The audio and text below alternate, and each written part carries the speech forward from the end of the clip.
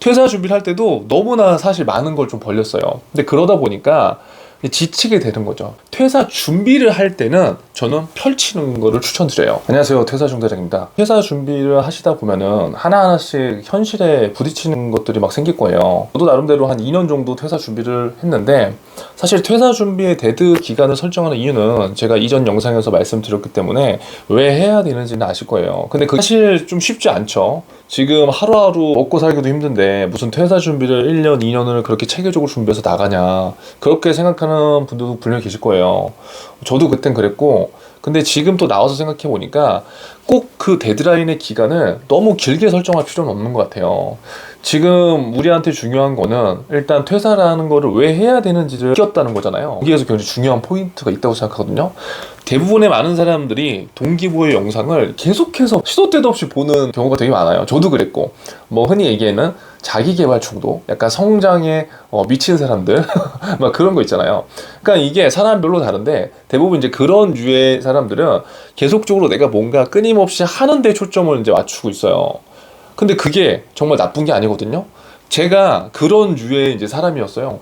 그래서 뭔가 하루하루 맨날 바쁘게 살고, 내가 오늘은 뭐 부동산에 대해서 공부를 했으면은 내일은 뭐 온라인 스토어에 대해서 한번 공부해보고, 막 퇴사 준비를 할 때도 너무나 사실 많은 걸 좀 벌렸어요. 근데 그러다 보니까 지치게 되는 거죠. 지치게 돼요. 그럼 지치게 되면 어떻게 되냐면, 그 한 가지의 일에 대해서 지속할 수 있는 힘이 상대적으로 떨어져요. 그래서 이제 우리가 원싱을 해라 이제 계속 그렇게 이야기를 하는 이유가, 한 가지를 미친 듯이 뾰족하게 파고드는 사람한테는 절대 이길 수 없거든요. 근데 저는 그때는 그러지 않았어요. 절대. 많이 펼쳤죠. 근데 여기서 중요한 건, 퇴사 준비를 할 때는 저는 펼치는 거를 추천드려요. 왜냐? 처음부터 사실 원싱으로 갈 수는 없거든요. 지금 아무래도 이 영상을 시청하시는 분들은 퇴사 준비에 대한 그 생각과 느낌을 그냥 안 하는 사람들보다는 조금 더 많이 느꼈을 거라고요. 그러니까 대부분 우리가 동기부여 영상을 많이 보는 이유는 느끼려고 하는 거예요. 느끼려고. 현타 맞자. 왜? 나는 성장충이니까 현타 맞고 그 다음 액션을 하기 위해서 내가, 그래, 오늘도 이 영상을 보고 날 갈아넣는다, 내가 더 열심히 살게, 이제 이건데, 중요한 건 그 동기부여 자체가 안 돼 있기 때문에 계속 그걸 하는 거라고요. 근데 진짜 느낀 사람들은 어떻게 하냐면, 진짜 느꼈잖아요. 그럼 바로 실행을 해요. 그게 뭐가 됐던 간에. 그 결과에 상관없이 내가 뭔가 실행을 하는 게 중요한 건데, 그 실행을 하기 위한 가장 큰 전제 조건은 스스로 동기부여가 됐다는 거죠. 그럼 그 스스로 동기부여가 됐다는 걸 내가 느꼈다는 거라고요. 지금 아무리 많은 뭐 이런 책들을 봐도 결국 실행으로 옮기지 못하는 가장 큰 이유는, 사실 제대로 얘기하면 동기부여가 스스로 잘 되지 않아서일 수도 있어요. 그래서 오늘 말씀드리고 싶은 거는, 지금 그래도 이 영상을 보시는 분들은 퇴사 준비에 대한 스스로 동기부여가 어느 정도 돼 있는 상태잖아요. 그렇다고 한다면 저처럼 데드라인 기간을 굳이 2년까지는 잡으실 필요는 없는 것 같아요. 그 대신 1년 정도는 분명히 잡으셔야 되고, 그 1년 동안에 가능한 많은 경험들을 해보세요. 제가 추천드리는 방법은, 사람이 살면서 좋아하는 일을 찾게 되는 경우가 거의 없어요. 왜? 주어진 환경에서 주어진 일을 하다 보면은 그것이 곧 내 인생인 것처럼 살게 되는 경우가 많거든요.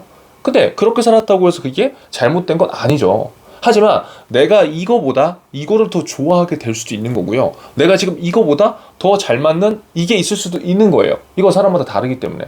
그래서 여러분들은 퇴사 준비를 할 때 반드시 한 1년 정도라는 기간을 설정을 해두시고, 1년 안에 여러분들이 할 수 있는 것들을 한번 채워 넣어보세요.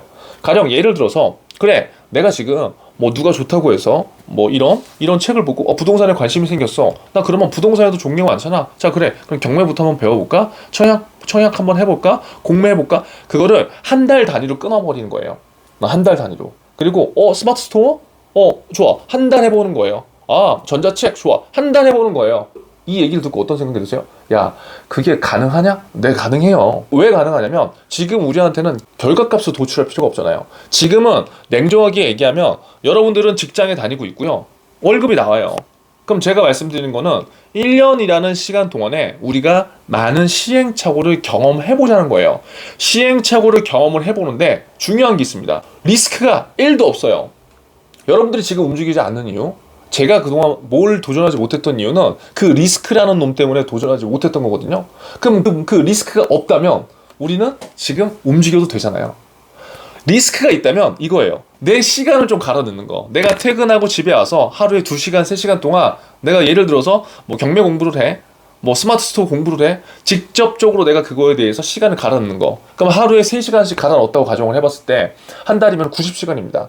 90시간이 날아가느냐? 정확하게 얘기하면 날아가지 않죠. 거기서 분명히 내가 얻은 게 있기 때문에. 그럼 여기서 오늘 가장 중요한 건 이건 것 같아요. 회사 준비를 누구나 할 수 있어요. 그런데 진짜 느끼는 사람과 느끼지 않는 사람의 준비 방법은 약간 다를 겁니다. 근데 오늘 제가 말씀드린 거는 조금 내가 정말 그래도 진짜 느꼈다고 가정을 한다면 1년이라는 데드라인을 설정해서 그 1년 동안에 우리가 하고 싶은 것들을 나열해보자는 거죠. 그 나열이 어렵다고 하면 제가 그 방법들도 하나씩 한번 이야기를 해볼게요. 근데 나열을 쭉 한 다음에 한 달에 그 한 가지만 집중을 해보는 거예요. 1년이면 한 달에 하나면 12개잖아요. 12개에 대해 관심 분야가 들어가는 거잖아요. 근데 이게 너무 힘들다. 2달 동안 해도 돼요. 6개의 종목으로.